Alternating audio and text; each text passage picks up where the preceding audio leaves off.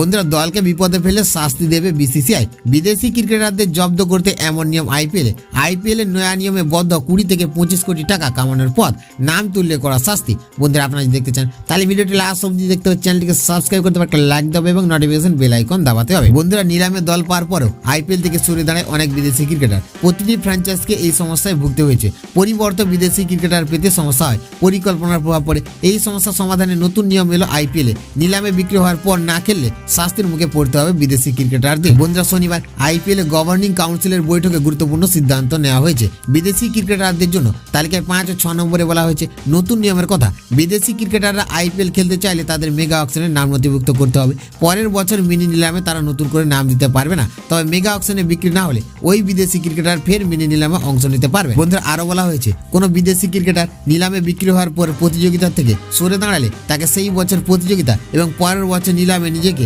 নথিভুক্ত করতে পারবে না, অর্থাৎ তিনি 2 বছর আইপিএল খেলতে পারবে না। এছাড়া বিদেশি ক্রিকেটারদের নিলামে নাম নথিভুক্ত করার সময় জানতে হবে তাকে কতদিন পাওয়া যাবে।